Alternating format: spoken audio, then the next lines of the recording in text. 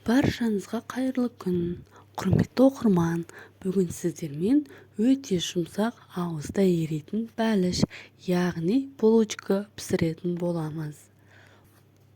Ол үшін ең алдымен ыдысымызға жылы сүтімізді құйып, оның үстіне қант салып, қантымыз ерігенше қозғап, артынша ашытқымыз бен ұнымызды салып, кішкене араластырып, 10-15 минутқа бетін жауып қоя тұрамыз.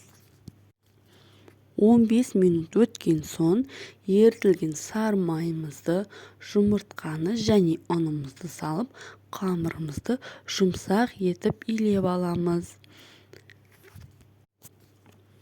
Иленген қамырымызды 1 сағат көлемінде көтерілгенше қойып қоямыз.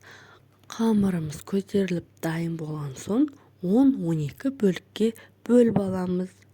Домалақ етіп жайып, видеода көрсетілгендей сәндесеңіздер болады.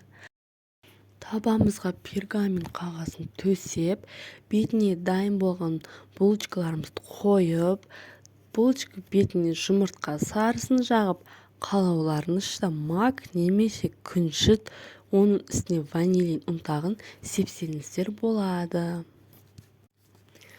Біздің булочкаларымыз 200 градуста 5-7 минут ішінде пісіп дайын болып шығады.